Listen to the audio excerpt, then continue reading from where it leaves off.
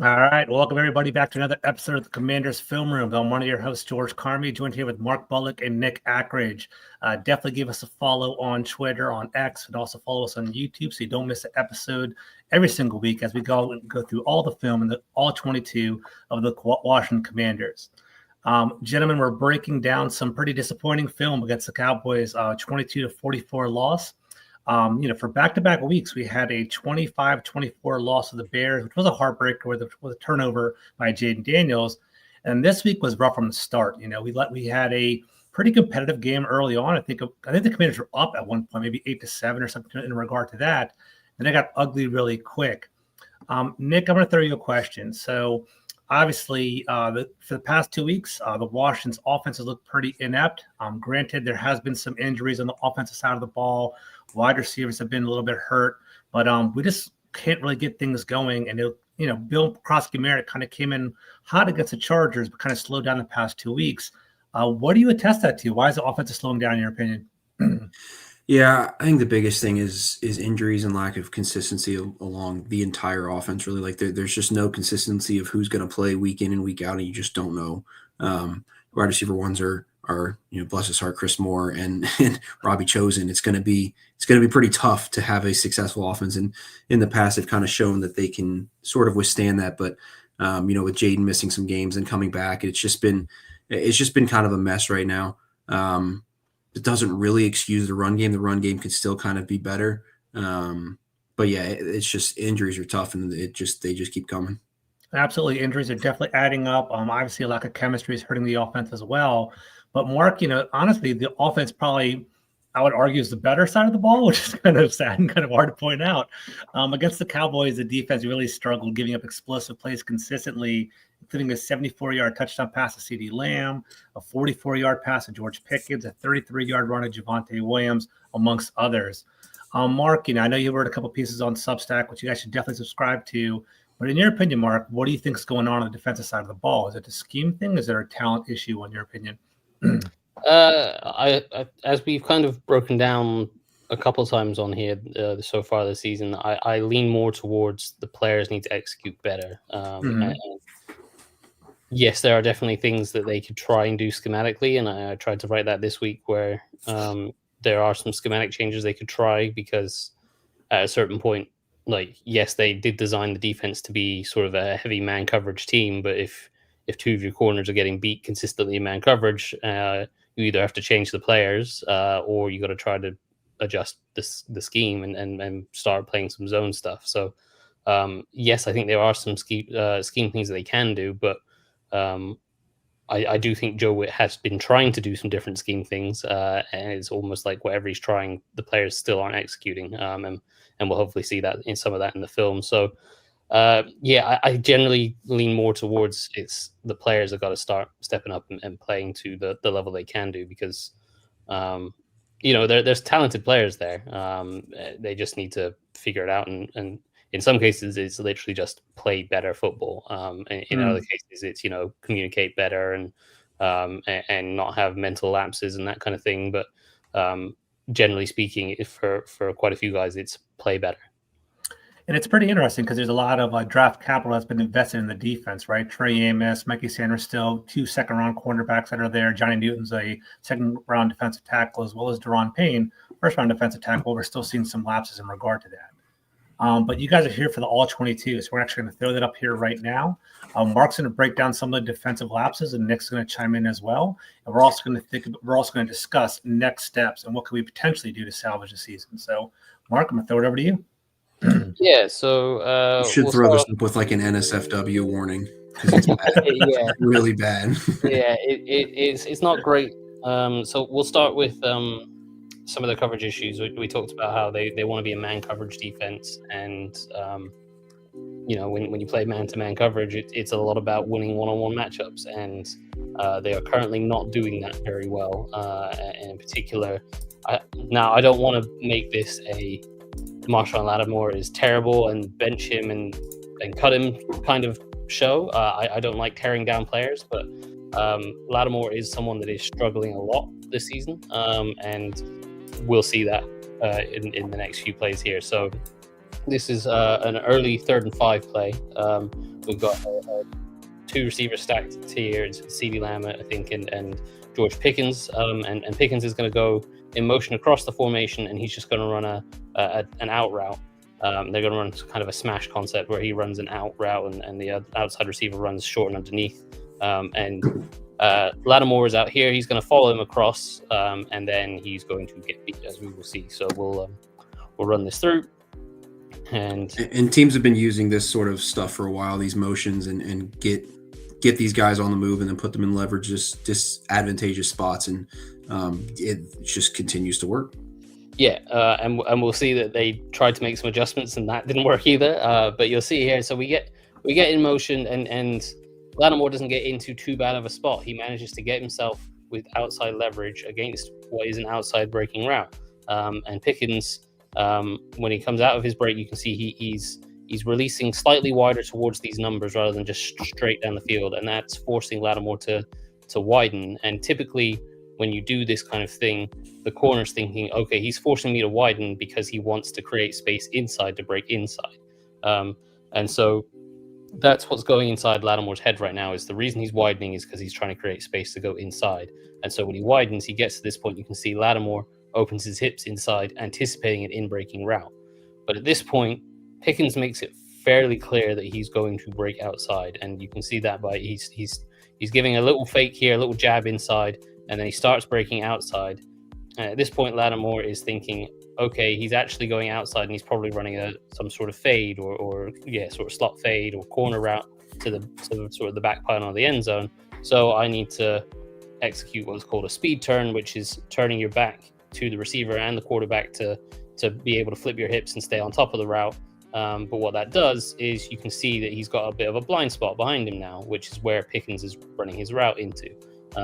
So as you see, he executes that speed turn. He flips away from the quarterback and the receiver, and he loses track of exactly where Pickens is, and that allows Pickens to break off his route out to the sideline without Lattimore being able to, react.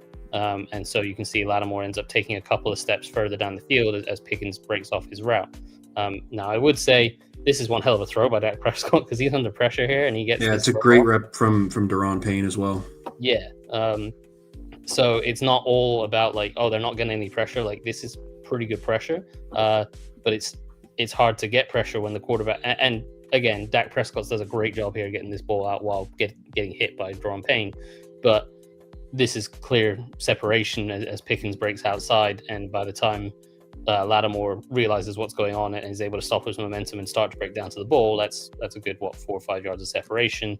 Pickens makes that catch. He's well beyond the first down marker. That's a first down, and they convert. So then that's one example of a man coverage play. And as Nick said, that those kind of motion things have been something that has really caused them issues. And this was another one. This is another third and 2 or 3rd and 3.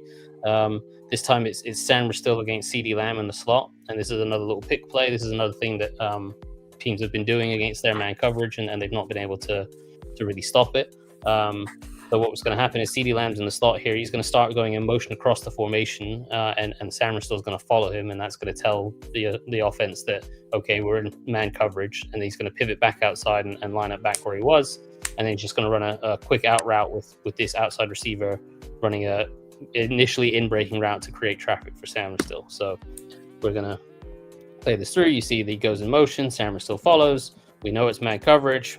Pivot back outside. And then Lamb's just going to run. Sanders still tries to get his hands on him, but he's not really doing anything with that. And he's got quite heavy inside leverage, and it's an outside breaking route. So it's tough for him to really prevent anything here. And the Cowboys get their spacing quite well here, where this outside receiver cuts across and Lamb gets quite tight to him underneath him. So you can see that creates quite a bit of traffic for Sanders still to try to get through. He obviously can't. The throw is a little bit late from Dak. You'd ideally like it at this point, the ball to be there, but it's not. But there's enough separation with the traffic and the scheme that Lamb's able to wait for the ball, get there, and Sanders still can't make up the ground to prevent the first down. So those are two examples of, as Nick said, those are plays that have been beating Washington all year with, they send a guy in motion and Lattimore's not been able to keep up with the motion before they get set and snap the ball, or like they get picked on those little pick plays on third and short all the time. So something Joe Witt tried to do was he tried to change it up and disguise the coverage a little bit.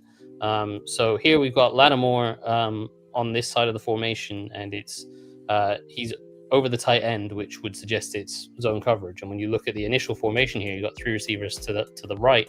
You've only got Sammer Still and Amos out here, and then the next nearest guy is either Wagner or safety or the edge defender. So at this point to the offense, it looks like it's going to be zone coverage. But this is Higgins? No, this is Lamb. He motions across the formation, and then Lattimore is going to widen out and pick him up. But it's still to the offense. It still looks like it's going to be zone, but Lattimore is going to match up against CeeDee Lamb, and they're going to play man coverage across the board. You can see the safety comes down. He's matching the tight end.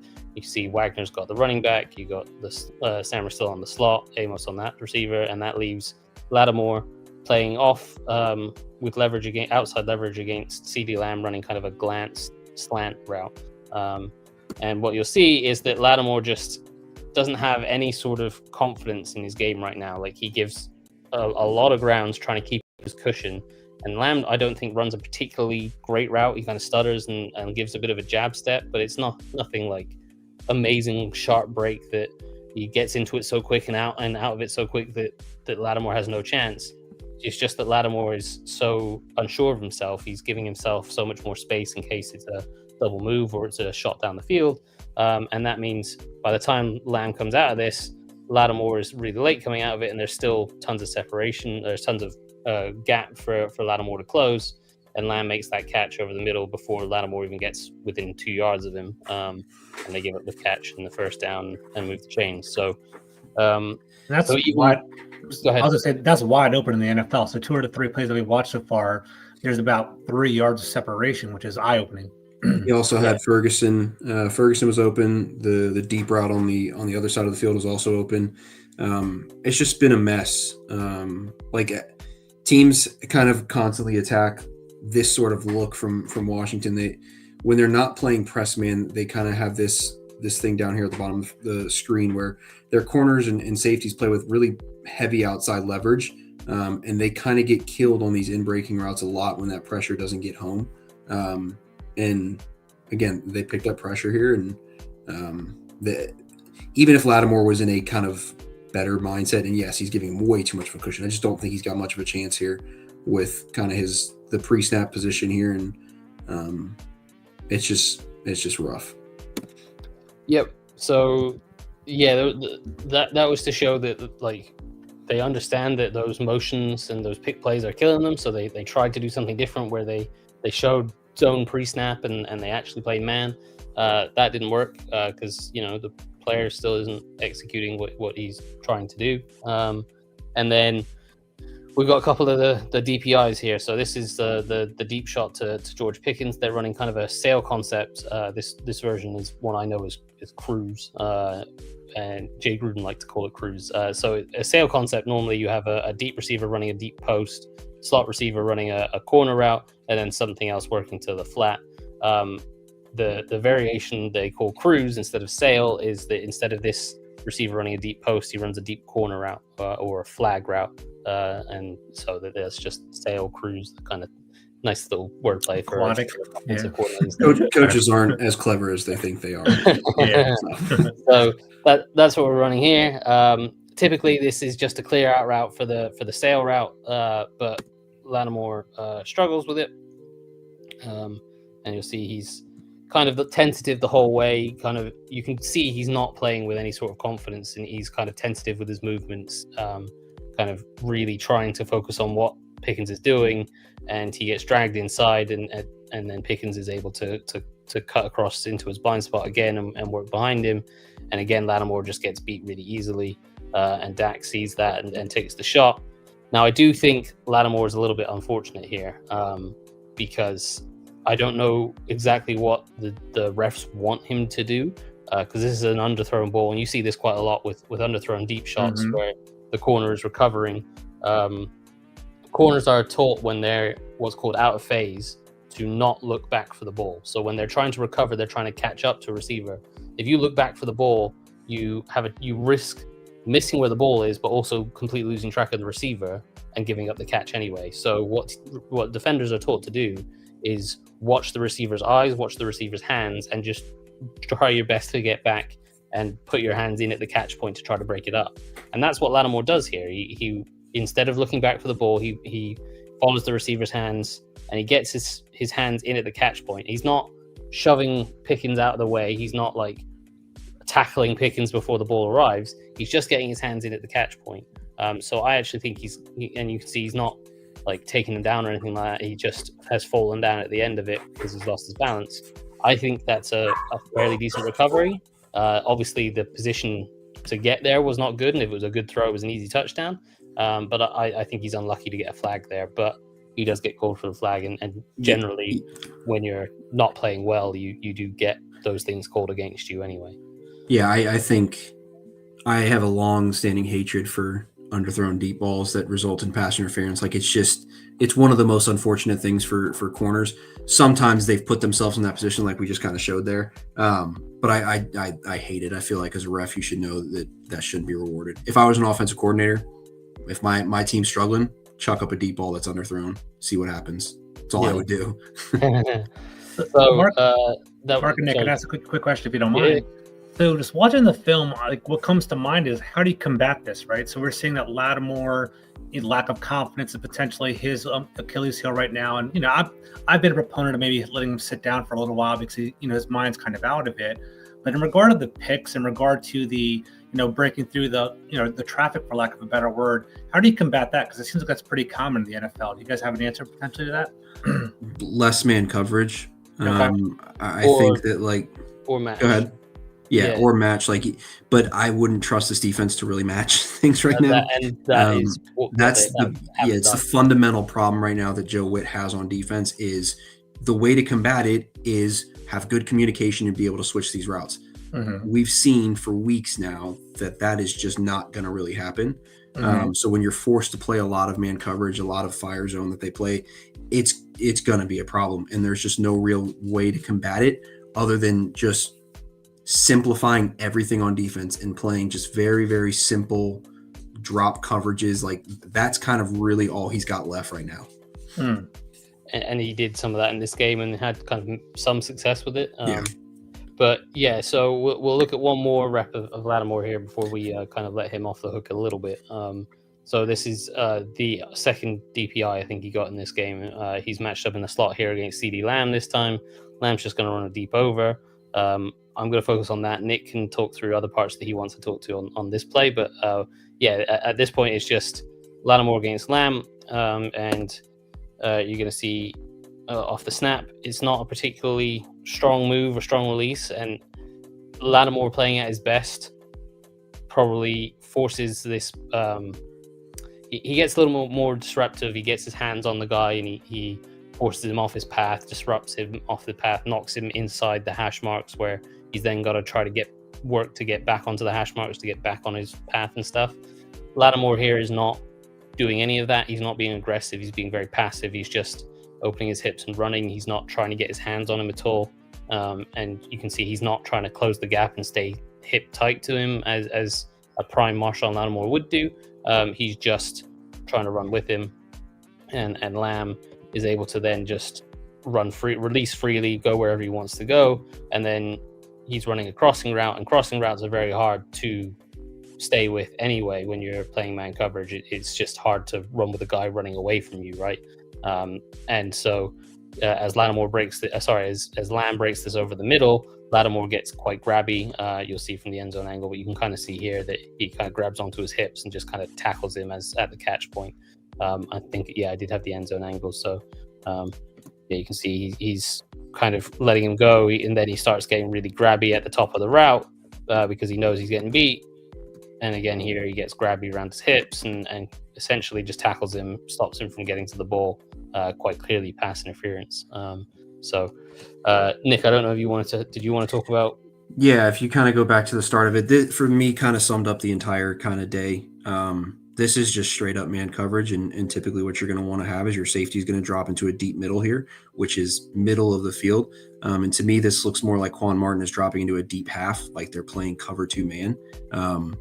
And that just doesn't really make a lot of sense for me. Yes, he's staying over top of the 3 wide receiver side, but it doesn't really make a lot of sense the way he's dropping. I'm not certain what he's doing. This could be what they want him to do, to stay over top of the 3 receivers, but typically you want that guy in the middle of the field because he's playing a deep middle to kind of be able to jump on different routes.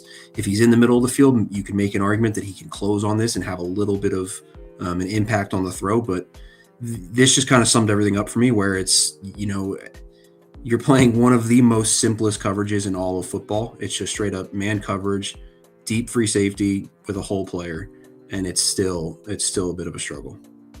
So that's a great point. So Quan Martin, I feel like, has been kind of a player. It's under the microscope. Like coming into the season, people really thought they could be potentially take a next step, potentially be a Pro Bowl player for this year. But he seems to maybe regress a little bit, or he seems to be struggling, in my opinion. Or what are you guys seeing on your end? Yeah, it's been rough. Me personally, I got killed for the Quan Martin grade last week, which we don't have to discuss that. But yeah, it's been rough. The whole season's been rough. He's one of our lowest graded safeties for a reason. It's been really bad, and that's kind of all I gotta say about it. Yeah, I was expecting him to take a bit more of a step forward this year. I think the injury to Will Harris has not helped, because I think they had quite a clear role of Harris was going to be the man coverage guy on tight ends, him being a former cornerback, having a bit more of a history playing man coverage, and Quan was going to be the deep safety in the middle of the field. And when Will Harris went down, they didn't really have anyone else that could cover the tight end, and so Quan's kind of had to switch from what was going to be just a free safety deep middle role player to a guy that's now having to match up on tight ends when they play man coverage. Sometimes he still plays deep, sometimes he's playing in the box because he's still probably their better run defender out of their other safeties. So he's being moved around a lot, and he's being put in the tougher situations because I think they trust him more than a Jeremy Reeves or a Percy Butler or whoever else they have back there. So I think they're trying to put more on him because they believe in him more, but that has made it a tougher situation for him. He's certainly struggling, as Nick said. So we've seen their struggles in man, but they've also had struggles in zone, and you'll notice that this play is from the Giants game, and I think we've broken this play down a couple times before already, and people will probably remember why. But this is a switch verticals play that the Giants first used in the opener, and they have a receiver goes in motion. He works out to the flat. You got your tight end running a crosser. You got your running back running up the seam, and then you got your outside receiver running a seam. It's essentially just 4 verticals, but with a little switch release with the running back going in the seam, and then you got a receiver running to the flat instead of the running back. It's a nice scheme design. It's quite a popular thing going on in the NFL right now. And what you'll see is when we get to it, the way they pass it off is what's important to note here. So when you play zone or match, you're trying to match the routes to the leverage of your defenders as best as possible. So you can see, as I've got diagrammed here, you've got this backside player that's going to match the tight end crosser. You've got Quan Martin deep trying to match that as well. You got Bobby Wagner inside, and he's got inside leverage and some more depth to run up the seam with the running back. And then you've got, I'm not sure who this one is. This might be a safety. It might be Will Harris or something. He is matching the receiver running the jet sweep to the flat. So that's all passed off quite nicely. This ball does get complete over the middle because this backside player doesn't get back in time. But the important thing is how Bobby Wagner and this player pass off these 2 routes. So that's the thing to note there, that Wagner takes the seam on this play and the outside player takes the flat. So that's that one. This was week 2 against the Packers. People will start probably remembering this one a little bit more, where it's the same kind of idea. It's slightly different in that the receiver running the jet sweep runs the outside vertical. You've got 2 tight ends running the switch release, and the running back still works to the flat. The premise is basically the same. You've got 3 verticals on this side with a receiver in the flat, and it's just a different way to get to this 4 verticals concept, basically. And so what we see this time, as we run this through, is, if we remember, the way they had this was the outside guy worked out to the running back in the flat, and Bobby Wagner took the guy running up the seam, right? So this time when we look to pass this off, you've got Will Harris ready to take the crosser. You've got Jordan McGee out here ready to match the guy in the flat like we saw before. And this time Bobby Wagner, it looks like he's ready to carry this guy up the seam. But he then starts running out towards the flat like, I didn't have this. And he runs right past this guy. And suddenly Tucker Kraft is running right at the seam wide open. Bobby Wagner's looking around like, hey, you should have been covering this. What's going on? And Tucker Kraft gets the catch and then runs for an extra 30 yards after the catch before they eventually bring him down. So that was the play. They've seen it basically every week, but that was just showing, the first week they passed off in a certain way where the outside defender took the flat route, Bobby Wagner took the seam route. And then when they had the coverage bust, Bobby Wagner thought he was taking the flat and didn't take the seam route, but the outside player still took the flat and that left the seam wide open. So what we're going to see here is, what we're actually going to see here is George Pickens runs by Lattimore down the sideline, but we're going to ignore that part. This part of the scheme is we're done with that part. Yeah, this part of the scheme is what's important here. So again, it's slightly different variation, but it's essentially the same thing, right? So we've got a receiver running a jet sweep into the vertical on the outside. You got an inside receiver who's going to run basically the vertical. He's going to sit this down, but I think he only sits it down because he sees the pass being thrown. And then you got a tight end running up the seam and the running back working to the flat. So it's essentially the same concept, right?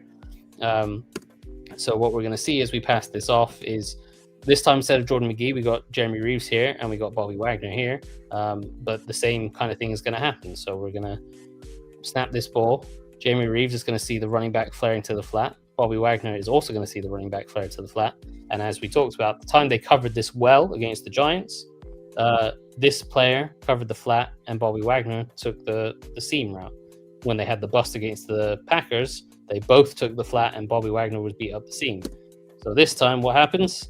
Jeremy Reeves, I have it drawn. Yeah, you can see Wagner runs out to the flat and Reeves peels off because he understands what's happening, but is stood there pointing, going, what the hell are you doing? What's going on? You're meant to carry the guy up the seam. I'm meant to take the flat. And that leaves the seam route wide open. And luckily for these guys, or particularly I think this guy, Dak Prescott doesn't have any care about any of this. He's got Pickens one-on-one on the backside, and he throws what is an absolute beautiful ball to Pickens. And this is why I didn't want to pick on Lattimore on this play, because sometimes there's nothing you can do. Yeah, sometimes you just get beat by a really great throw and a really great catch. So that was gorgeous. Yeah. So later on in the game, we had a very similar situation, but it wasn't quite the same play. So this isn't the same thing. They don't have a guy going in motion. They don't have three verticals. But what they do have is an outside vertical. They've got an inside vertical and the running back flaring to the flat. And so the way that they've been playing it, or the way that we think they should be playing it, is McGee is the outside guy, should be taking the flat, and Bobby Wagner should be taking the seam. But what we've seen the past couple plays is that Bobby Wagner keeps wanting to take the running back in the flat and not wanting to run the seam. So what do we have here? We run the play on. Jordan McGee tries to attach the tight end, starts taking him up the seam. And what does Wagner do? He finally decides to carry the seam. And what does that leave? That leaves the running back wide open in the flat. And then Jordan McGee does a nice job here. Now, what I will say is it is entirely plausible that the rules of this coverage is Bobby Wagner is right on all of these. Even if Bobby Wagner is right on all of these, that means other players are wrong on all of these. Someone is wrong in these situations. Yeah, the sticking point of this entire thing is that somebody is always wrong, and very blatantly wrong. Yeah. And the thing that sticks out to me, guys, is that this is mind-boggling to me because, for one, Bobby Wagner is a walking Hall of Famer, and for two, we have a defensive coordinator for 2 years in a row. It's not like a brand new scheme change. So, what could be the root cause behind this? Like, I have no idea. It's blowing my mind. My instinct is that Wagner's getting it wrong. I could be wrong on that, and I have certainly had people tell me that I am wrong on that. Certain people. Yeah, but my feeling is that there is a constant throughout all of these. Like, we've seen Jordan McGee's been in, we've seen Jeremy Reeves on some of them. One of them was a safety, like Percy Butler or something like that. So they've had different guys in there, and the one consistent guy in there is Wagner. So it could well be that the rotation of the other guys is causing them to mess up, and Wagner's right every time. Or it could be that the guy that's commonly in there is the guy that's messing up consistently. But either way, what's happening here is that two guys are covering one receiver, and someone's left wide open. Now, Jordan McGee does a really nice job of peeling off and getting down to this and making a quick tackle to keep this to a 5-yard gain. Great play. Because that could have been a lot worse. But yeah, it's just... Logically, the wide man should be getting the wide player, though, correct? Like, shouldn't McGee be covering the guy out of the backfield, typically? In my mind, yes. Okay. But sometimes you want to match the players with how you, in terms of athletic ability. So, so like on that last one, you don't want Bobby Wagner chasing the seam because we've seen how that goes. So you have your safety. So it's exactly. So that is kind of how it could be that Bobby Wagner is getting it right on all of these, and the other guy's getting it wrong because Wagner's trying to get to the flat where he's guarding the running back, and he's being protected from being exposed running up the seam, whereas the more athletic players should be carrying the seam. But the way they played it when they played it successfully was Wagner took the seam and the wider player took the flat, which from a leverage standpoint makes far more sense to me. Yeah, like this is kind of goes back to my point of everything needs to just be simplified, because they're messing up. Well, they are messing up simple things, but if you simplify everything, it just makes it a little bit easier on them, and it reduces the explosive plays. I'm not going to say that it's going to work out and your defense is going to stop them from scoring 30, but it's the explosive plays that absolutely kill this team. It's not the constant touchdowns. I think they need to just sit back and kind of go with the death by 1,000 cuts route where you're going to give up some yards, but you cannot give up those explosive plays constantly. And that is kind of the reversed opposite of this Dan Quinn, Joe Witt style of defense where they do play very, very aggressive. And you've seen it all the time in Dallas. And when you play with that aggressive style, you get big rewards. Those big rewards have not been happening here. So I think that there needs to be some sort of fundamental shift of what they're doing on defense. And that's where it kind of goes into, yes, the players are playing really, really badly, but at some point, as Mark said, you need to, stop trying to fit a square peg into a round hole and just kind of, change some things up.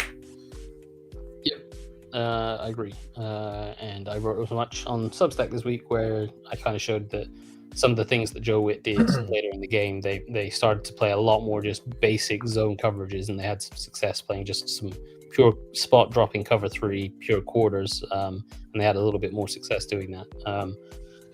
But we'll look at one more bad explosive play that happened on the defense, and we'll try to move on from it. So this is the big one to CD Lamb, and I've had a lot of people asking. I tweeted this clip on top of an article, and I had a lot of people focusing on who was at fault here, what was happening. So what we have here is the Commanders are trying to run what's known as inverted Tampa 2. And Tampa 2, most people probably know, you have 2 deep defenders, so they're responsible for a deep half of the field, and you have 5 underneath zone defenders, but you have one guy that sinks a little bit deeper playing what's called the middle hole, where their job is to sink a little bit deeper so that these safeties can get a little bit wider. So if you get an outside vertical, these safeties are able to stay on top of it, but they're also able to stay on top of things inside as well. But it makes it really hard for those guys to work out wide and then get back inside. So you need this middle hole player to be able to stay on top of seam routes, and we'll see in a minute that doesn't happen. But the version you typically see is you have both the safeties work back deep, and then you have the middle linebacker plays the middle hole, and then you have your outside corners playing outside, and then you have other defenders filling in underneath. What the Commanders do here is they run an inverted version to try to disguise the coverage, which they do quite a lot of, and they have had quite a bit of success doing it. Obviously, it did not work here, but you've got so instead of the safety working to the deep half, Darnell Savage actually plays the middle hole that normally the Mike linebacker would play. But the Mike linebacker is Bobby Wagner's, as we've just discussed. We don't necessarily want him turning and running up the seam. So they get around that by having Wagner play an underneath zone, and they have Savage play the middle hole. And then instead of Savage playing deep, they get Marshawn Lattimore to rotate back deep from his outside corner position, and then Luvu plays the flat instead of Lattimore. So that's how you get to this coverage. It's still Tampa 2, and you still get the guys into the spots that you need. You just get there slightly differently from how you typically do it. But it does allow you to disguise it a little bit and try to force the quarterback to hold on to the ball a little bit. But what you'll see is that they try to run a dagger concept, and CeeDee Lamb is the important one here. He's just going to run straight down the middle of the field. And as I talked about, when you have this middle hole player, he is meant to carry any sort of seam route that runs straight down the middle of the field, because these safeties are trying to get wider to be able to cover a whole half of the field. You need this guy to be able to carry that seam route to just protect those guys. So as we'll run this through, you'll see that Savage does not run with this seam route. Both Wagner and Savage turn to try to cover CeeDee Lamb. They both look at him. Wagner can see that is the threat. Wagner has a history of being a very good middle linebacker that would have been this hole player. So he can see that that's the threat, but he also knows that that's not his job. That's Savage's job. So he has to peel off and cover his zone. So Savage needs to turn and run with him. But when Savage gets to this point, what he sees, he gets a little bit greedy. He sees this inbreaker coming in underneath, and that's the dagger route. And typically, this is just a clear out route to try to get Savage out of the way to open up this hole for that inbreaker. But Savage's job is to stay on top of this route, so because these safeties are getting high and wide. So instead of breaking on this route and taking it away, he should be covering this seam route. He does not. He drops it. He tries to match this dig route, and that leaves Lamb running straight out the middle of the field. Now these two guys try to get over the top, and they are still technically over the top of it, but the throw is straight down the middle of the field. And then you have the hilarious error where Lattimore and Quan Martin end up running into each other rather than the receiver, and Lamb makes the catch and just gets a nice easy walk into the end zone with Bobby Wagner trying to get to him. I don't know if you have anything you want to add to that, Nick. I think it's just bad. No, it's it's bad. And with like what I kind of talked about there with simplifying things is that is still pretty simple stuff. It should be relatively simple, and this is Savage's second week with the team, so there's a bit of an excuse there, but he's played Tampa 2 all of his life. Yes. NFL football players. I was trying to give him a little bit of a buffer there. and sure, he's a safety, and typically the safeties play those deep zones, but he should understand from being those deep zones that he needs that middle hole player to protect him. So he should understand what he should have been doing. So if he comes off that like he does, and he's right that they're throwing the dig, then it looks like a fantastic play. But you can't make that sort of assumption with two hook guys, right there, kind of waiting for it. So I thought that was a great breakdown too, Mark, because I think just casually on the fan base, and even me, I didn't necessarily watch that play in real time and break it down like that. It would be natural to assume Quan Martin and Marshall Lattimore were being goofy or whatever, messed up on that play and ended up that big play, but it really was Savage leaving that wide open spot there. One quick question. I noticed his first step was forward, and that, automatically, because he took a step forward, it was very easy for CeeDee Lamb to get on top of him. He's kind of chasing the play. Is that just something that you're supposed to do? Is that an incorrect step, or how did that work, in your opinion? You mean Savage's step? Yeah, Savage's. Yeah. Mm-hmm. Let me run it back and see what you're saying. So Savage took the first step forward. So I think it was just the play action fake that he's initially reading run. So he takes a step forward, and then he understands that it's actually not a run, it's a pass. So he needs to get back. That's not critical or anything. It's the natural. No, that is kind of a natural thing when especially if your responsibility isn't to be one of the two deep defenders. You need to be part of the run fit. So he should step forward if he reads run. That. And he still has the depth to cover any sort of seam route there as well. Yeah. So he's good. He should have been fine there. The issue isn't that he was out of position at this point. Like, he's still level with Lamb at this point. And you'll notice where this ball is thrown to. Like, if he just runs with him, even if he doesn't try to get tight to him, if he just keeps running parallel to him, he prevents the throw being thrown across the middle, and Quan Martin is able to get over the top of it, and they can kind of squeeze it together and make it probably an interception. So all he needs to do is just keep running with it, and it takes it away. He doesn't need to get super tight to it. But obviously he doesn't, and he peels off and gets greedy. And as Nick said, if they threw this dig, this looks like an amazing play. He peels off and intercepts it, but you can't leave that route going. And yeah, look, these guys could have done this better. You don't coach these guys to run into each other and take each other out. Someone's got to find the ball, and it's but I don't really blame Quan Martin here. I blame more Lattimore here for running into Quan. Like that, they got to play the ball a little bit better there. But Quan is going to Lamb, whereas Lattimore is the one that runs into Quan. So but you know, I did say I was trying not to blame Lattimore anymore. And then you showed 2 more plays with him involved.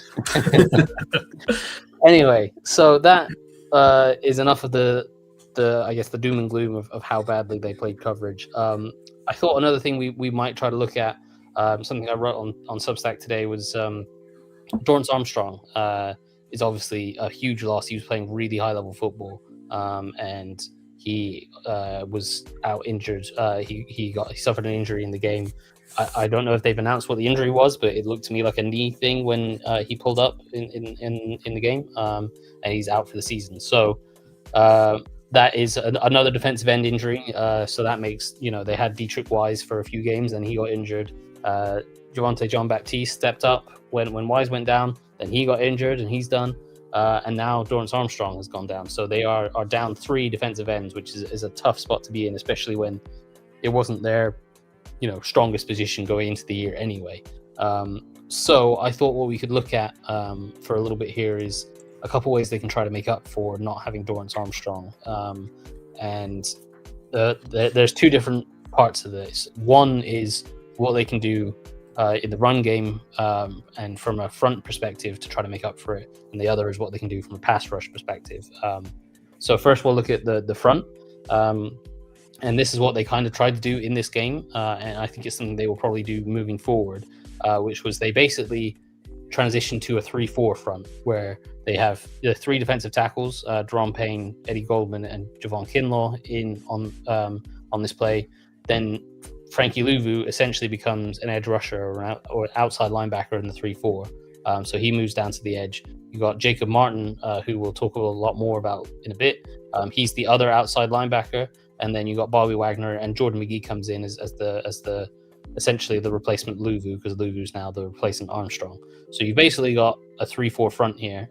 Quan Martin's down in the box as well. And this is a front they have used a little bit of. It's not been quite so obviously a 3-4 front. They have been kind of sliding the front across and putting Louvu on the edge a fair bit, but this is quite an obvious 3-4 front. And this was the safety play. And what having this extra body inside does, by having a third defensive tackle on the field, the Cowboys are trying to run a duo scheme here, where they're just trying to get some movement off the ball and get out of the end zone to protect against the safety. But to run a duo scheme when you've got these 3 interior players, it makes it really hard to create the double teams that you want to get. So to double team the nose tackle, you're going to have the right guard have to run across and try to help the center on the nose tackle. And what that means is that the right tackle and the tight end are going to have to try to double team Deron Payne. Now that's not the end of the world. It's tough for the right tackle, but he does get a little bit of support from the tight end. But what makes it even tougher is that you've got a Hall of Fame linebacker that's known as an elite run defender sitting inside here, and you know that the right guard is actually trying to block Goldman to McGee, because when you look out here, you've got the left tackle working the Louvu, you've got the left guard working the Kinlaw, so you know that this double team needs to work to Jordan McGee, which means this double team with the right tackle and the tight end needs to work to Bobby Wagner, and this right tackle will be very much aware that Bobby Wagner is capable of understanding this and shooting that gap and making the play. So what that means is this right tackle has to come off the ball and really focus more on getting to Wagner, which leaves a tight end trying to block Deron Payne. And as we all saw on Sunday, that does not go well for the tight end. And Deron Payne anticipates what's coming. He blows this poor tight end up, and the right tackle tries to go get Bobby Wagner, which, you know, he has to do because otherwise Wagner's going to just hit that gap and make the tackle himself. Then this poor tight end tries to take on Deron Payne, and that does not go well for the tight end, and Deron Payne goes and makes a really good play, and they get the safety. So that's one example of that 3-4 front working quite well for them. this was another play later in the game. This time they're trying to run a power scheme where you get a tight end, he motions across and tries to kick out. I think this is Preston Smith on the edge, and then you got the guard pulling and wrapping around for the first linebacker.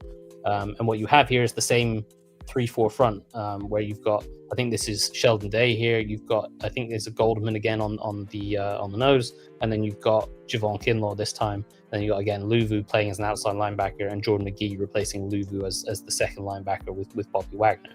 And so what you'll see when we run this through, they run the power scheme.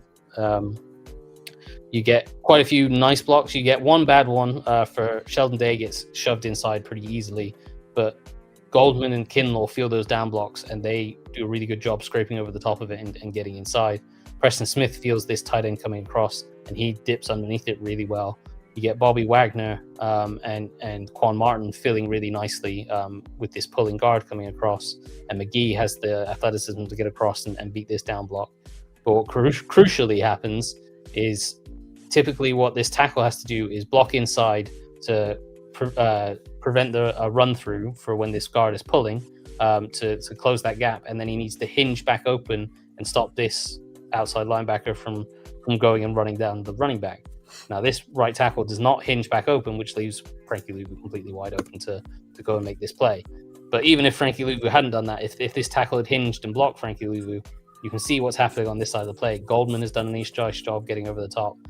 Kinlaw is there ready to get over the top. Preston Smith had avoided his block. You've got Quan Martin filling quite nicely. Wagner shedding the block of the puller. So you've got a really strong, stout run defense. And that is something we have seen from the Commanders all year, especially when they've used this kind of 3-4 front. And even on a type of run scheme that they have struggled with. So we've seen them really struggle with perimeter runs in particular, more so last year, but the past few weeks they've got on a few of them. And this is an example of one where it's a crack toss scheme, where the idea is the tight end or receiver cracks the edge defender, and then the left tackle is able to pull out to the edge and be a lead blocker. Now, the Commanders are again in this 3-4 front where you've got your 3 down linemen. You've got, I think this is Jacob Martin, and then again Frankie Luvu on the edge, and then it's Jordan McGee and Bobby Wagner with this time Jeremy Reeves is down in the blocks. But because you've got this 3-4 front where you've got a defensive tackle almost head up on the left tackle, your edge defenders can stand a lot wider. And when your edge defenders are a lot wider, it makes it really hard to crack them and pin them inside. And that was something that they really struggled with last year. As I said, these perimeter runs, they got cracked inside a lot, and guys got to the edge really easily. But because he's so wide, it's really hard to crack him and pin him inside. And as you'll see here, the tight end tries to pin him inside, but because he's so wide to start with, Jacob Martin just goes underneath it and gets some penetration, and that means that this left tackle that was trying to pull to the edge actually has to go and try to secure Jacob Martin's block. And what that means is you get 2 guys having to block 1 defender, and that leaves, you see Jordan McGee here running through, preventing any sort of cutback, and then you got Bobby Wagner being old reliable, scraping over the top, and you got Jeremy Reeves taking on this other guy that was pulling across, and you've got it kind of strung out a little bit. Jacob Martin does a really nice job of continuing to fight through these 2 blocks and stringing this out. When they've got pinned inside before, they get too vertical, and it's very easy for the running back to work around them and then make the cut and get up the field quickly. But he strings this out, and that allows the backside pursuit of Wagner and even these guys back here to get across, and Wagner and McGee run it down and make the stop. Mark, what are your thoughts on that? I feel like it's a pretty effective lineup, right? I feel like, maybe I think adding Frankie Luvu on the edge is kind of a more of a dynamic player, more of an explosive player off the edge. We're kind of missing that component right now. Maybe kind of rekindle his season, because he has kind of, he's played well, but maybe not to the extent of last year. Adding Jordan McGee also adds some speed to the linebacker role as well. And maybe having Reeves maybe closer to the box is pretty effective. I mean, I kind of like that lineup.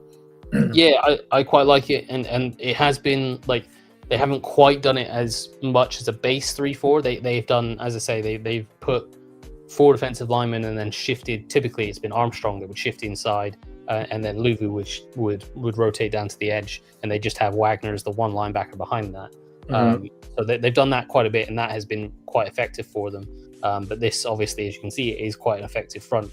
Like 3-4 defenses have always typically been very stout against the run, and so Yeah, it is quite an effective front. The issue will be when teams get out of base personnel or 12 personnel, when they get into 3 receivers, 11 personnel, then you can't really run a 3-4 because you're, either Frankie Louvu or one of the linebackers is going to have to try to cover a receiver.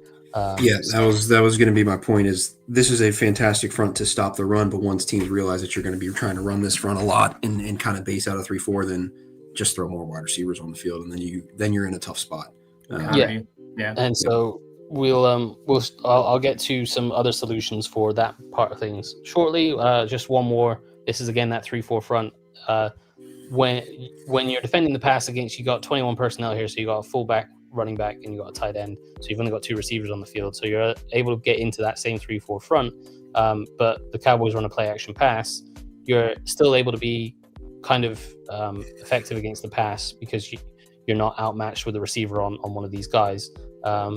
And what this does is with Louvu playing on the edge, being a linebacker that has experience dropping into coverage, you can get creative with how you dial up blitzes and stuff. So you see here that Frankie Louvu is going to drop back into coverage, and Jordan McGee is actually going to blitz off the other side. I think I've got the end zone angle here. They take a shot to George Pickens, but from the end zone angle, you'll see, this actually works quite well. So with Frankie Louvu and 3 big guys inside, these big guys all stunt this way, which means most of the line has to slide this way to account for these 3 big guys. And I think Louvu's going to be rushing as well. But Louvu actually doesn't rush. He drops into coverage, which means you're going to have the right guard, the center, the left guard, and the left tackle all essentially sliding left to account for 1, 2, and 3 inside, and Louvu drops into coverage. And what that means is that the right tackle and the fullback have to account for McGee and Jacob Martin. So the right tackle is going to fan out to Jacob Martin, and then you're going to get the fullback stepping up to block Jordan McGee blitzing. And that is a really well schemed up matchup. That's exactly what you want. When you design these kind of blitzes, it's hard to just scheme up a guy getting a completely free rush, but a linebacker on a fullback or a running back in pass protection is exactly the kind of scheme you want. And you can see here that you've got the line all sliding to the left, and they're covering the 3 defensive tackles, and Louvu drops off into coverage. So you're not losing a coverage defender. You still have the same number of guys, but you send the 5th rusher from the other side of the line, and that gets McGee in this matchup with the fullback.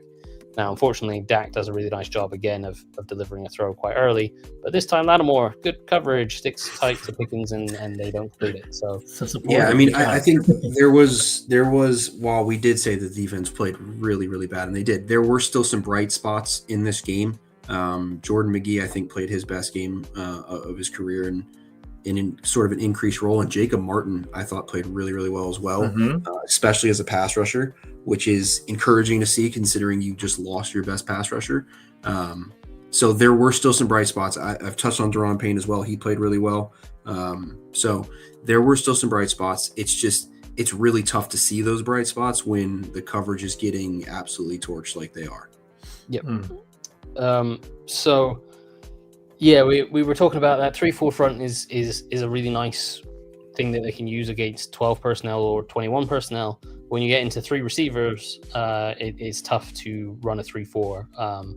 So you're going to have to use 4-man fronts at a certain point. And what we saw, one of the other ways that Washington tried to get around losing Dorrance Armstrong was they put Johnny Newton as a defensive end, which was quite an interesting difference. And that gives you a really big, heavy defensive end, which still makes you stout against the run. It'd be interesting to see how he does as a pass rusher. We only got a few reps of it, so it's hard to say. But you'll see we run this one through, and what they actually do is they run. Louvu does walk down to the edge, but Newton is the edge defender, and what they're actually doing, it's a run play, and they're running at what's known as a pirate stunt, where Kinlaw stunts inside, Newton stunts inside, and typically you have a linebacker lined up here, and he's going to scrape to the edge. Now Louvu just thinks, sod it, I'm not going to stay here, I'm just going to walk down to the edge, and then I'm on the edge already. And what it does is you see Kinlaw stuns inside, he takes the center, Newton stunts inside, that's going to occupy both the left tackle and the left guard, and Frankie Louvu is going to get a free run on the running back. Now, unfortunately, Frankie Louis misses the tackle. You didn't have to show that part. Yeah, well, I'm going to skip through this one as just another example. They put all 4 defensive tackles on the field at this point. Kinlaw playing one end, Johnny Newton playing one end. So this is another thing that they could try to do. They can try to lean on their interior defensive linemen because they have 4 really good defensive tackles in Kinlaw, Payne, Newton, and Goldman. So they can try and lean on those guys and play some of those guys at end. Like Deron Payne last year played end. We saw Johnny Newton just now play end. Kinlaw has some experience playing end as well. So that's what they tried to do on this one.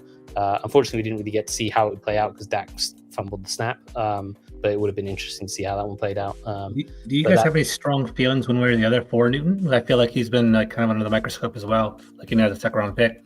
My feeling on Newton is that he has improved a lot as a run defender this year. We saw last year he got kind of overpowered, and you could tell that he hadn't really had any kind of off season because of the injuries, and so his run defense was a real problem for him, and therefore they couldn't really trust him on the field that often because he was getting knocked back off the ball quite easily. Whereas this year he is a lot more stout, he's a bit thicker, and he is not getting knocked off the ball anywhere near as much. He's actually been quite good at kind of breaking double teams, so that's been quite encouraging. He's just kind of Deron Payne and Javon Kinlaw have been playing at a really high level, so they're still the top guys. I don't know if Nick has anything to add. Nope, I completely agree. So as Nick said, the other part of it is kind of replacing Dorrance Armstrong as a pass rusher, and in this game, the guy that did a really nice job was Jacob Martin. He flashed quite a lot. I know we're short on time, so I'll try to rush through these. Just another quick note: this is a rep where Newton was standing up on the edge, rushing off the edge. He doesn't do particularly well here, but we got Jacob Martin here that shows a really nice, quite a violent rush, working up the field against a first-round pick in Tyler Guyton. He works up the field. He knows he's getting chipped, so he transitions from a kind of a speed rush, throws a little stutter, baits the hands from Tyler Guyton with that stutter, and because that hand comes out too early, the chest is exposed. So Jacob Martin's able to get into that chest and then kind of blow him up and shove him, toss him aside, and then penetrate into the backfield. Now again, Dak does a nice job getting a quick throwaway, but Deron Payne tips it and it falls incomplete. Then we got another example of a nice rush on the edge from Martin here. This is a cross chop this time, so he works up the field and he spots that hand again coming from Tyler Guyton. So what he does is he uses a cross chop technique. So this inside hand chops across his body, knocks down that outside arm. As you can see there's that cross chop knocking down that outside hand, and that knocks Tyler Guyton off balance, makes him lunge towards him. He does a nice job following up with his outside hand, clubbing that shoulder to kind of knock him inside, just to finish to make sure that hand can't reset. And then Martin drops his inside hand and rips through, as you can see here, and that allows him to turn the corner, and he's able to close in on the quarterback. Now again, Dak does a really good job of kind of avoiding stuff, and he manages just to get past the line of scrimmage to make this not be a sack, but it's a minimal gain. So it was a nice rep from Martin. But what I thought he did really well, and something that I was worried that they would struggle with Dorrance Armstrong out, is he played inside. He shifted inside and played really well with the stunts that they do inside. And this has kind of been the role that Dorrance Armstrong has really excelled at this year, is playing inside. Now, when you look at the actual position, he's basically head up on the left tackle, so it looks almost like he is an edge rusher, but he's got Frankie Lugo outside of him, and these guys are going to run a stunt, and Martin does a really nice job on this stunt. You can run there's lazy ways of running the stunt where you just work straight upfield into the left tackle, or there's really good ways of running a stunt, and you'll see this is a good one. So what he does is he takes his first step inside to kind of get this left guard's attention and stop him from moving his feet. So we'll run this through, and you'll see first step is a jab step across, and you can see that left guard is instantly, instead of sliding out, he's thinking, oh, this guy is coming inside, I need to stop my feet and work inside.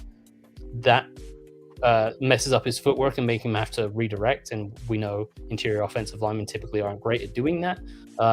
And then so Martin then works back outside, and he has the full attention to this guard. This guard is now no longer thinking that there's any kind of stunt coming. It's, oh God, he's working inside. No, he's working outside. I've got to work on that. Martin then, you can see he's lunging at Martin, and Martin works outside, and he goes aggressively into Tyler Guyton. So when you're running these stunts and you're the first guy, you've got to grab the attention of your blocker, and then you've got to aggressively go and pick the other blocker so that you get your free looper. Yeah, you'll see a lot of guys just run straight.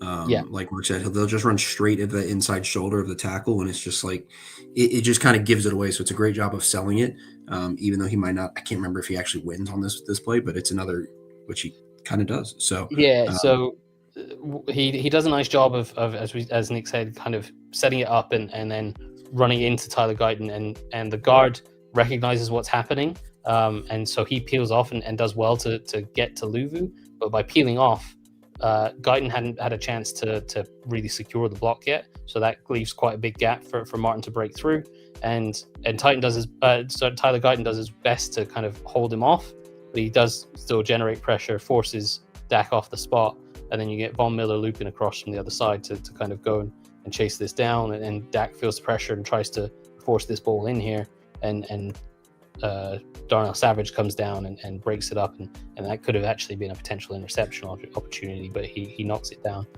So that was a really nice rush. And then we got a couple more where he's working inside, again as part of a stunt, this time with Javon Kinlaw here, and you got Martin here on the other side of the line, but again he's stunting inside. He's got to try to take his guard, keep the attention of the guard while running into the center to give Kinlaw the free rush and loop around. And what you'll see, again, he does a nice job setting up the rush, working up the field, stunting inside, being aggressive and physical, running into the center.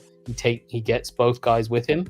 Now, the guard does well to, again, peel off late and pick up Kinlaw, because, Kinlaw is a very big guy, and he's quick for his size, but he's not an edge rusher, so he's able to peel off and go pick up Kinlaw. But again, what happens is this guy, because he's been violently crashed into, isn't in the position to cut off that rush, and that leaves Jacob Martin to work free up the field, and him and Von Miller close in and split the sack on Dak Prescott. So that was a nice one. This is the exact same play, but with run from the other side with Daron Payne running the other way, and again, Martin does a nice job setting it up, getting the attention of the guard. This time, Payne is able to loop quicker, and the guard isn't able to cut across, but Dak manages to get his throw off and finds an open receiver. And then one more. This is the one that was ruled out, which I don't think it should have been ruled out. But he's working inside. This is just him rushing inside against the guard. I think it was also called a illegal contact downfield as well, so wouldn't have mattered if they picked up the face mask, which it is not a face mask. Tighten your chin strap, Dak. Not a face mask. So he stunts inside, has a nice rush and move against the center, breaks through. Yes, he gets a little bit high, but it's incidental contact, and Dak, as Nick and said, to hype PFF up, which everybody loves and everybody agrees with everything we do. That's still a highly positively graded play, despite the call of the face mask. So wow, crazy, interesting. So yeah, that the point there is that there's some different ways they can try to work around Dorrance Armstrong's absence with the run game. That 3-4 front feels like a nice way that they can go about it against base personnel. They might have to try some funky stuff with like a Johnny Newton or Javon Kinlaw on the edge, which will be interesting to see going forward. But the big thing will be if Jacob Martin can play as well as he did in this game, and as Nick said, it was one of his best games, then they won't feel the loss as much. Now, Dorrance Armstrong had been playing at a really high level, so it's still a drop off, but it's not quite significant. And Martin showed he could do a lot of the different things that Armstrong does really well, especially like shifting inside, rushing inside, and working with his teammates on those stunts. So that if he can continue to play at that level, which we'll see as teams kind of start to game plan more for him and study him a little bit more, and he has to start playing 40 or 50 reps rather than like 10 or 20. We'll see whether he can continue that, but if he can, then great. So that will hopefully be the way that they try to replace that. Yeah, and you need your edge rushers to show up against Kansas City. That's where their offensive line is weak, and it's unfortunate that is where Washington is also weak when it comes to pass rush ability. So going to need another big game from Jacob Martin, which kind of sums up where we are at this point of the season. Exactly. Gentlemen, I think you guys did a great job of breaking down the breakdowns of our defense, but you also was just here. It was all Mark. No, you got some good stuff too. Did my AJ Hawk roll there. No, you're perfect. And on top of that, we also looked at next steps. I think what I find pretty intriguing is I do want to see how often they're going to deploy that 3-4. I do want to see Frankie Loup off the edge. I think that's pretty interesting. And Jordan McGree at the linebacker position will be pretty interesting as well. So, guys, thank you for breaking it down. Also, thank you guys to the 829 people that watch us live. We greatly appreciate it. We're here typically every Wednesday at 4 o'clock. Upcoming, we have that Monday Night Football game, so our schedule might be kind of moved back a little bit. We'll talk about that. But, guys, definitely give Mark a follow on his Substack, Mark Bullock's Film Room on Substack. It's fantastic. Give it a whirl there. Give Nick a follow at PFF Nick Ackridge on Twitter and on X, actually. Be nice to Nick. You guys always give him a hard time. He has some great grades over there. And I'm George Carmi. Definitely give me a follow at GCarmi21 or follow us on the Big Dick and Carmi Show. That being said, guys, have a great night. See you guys next week. Peace.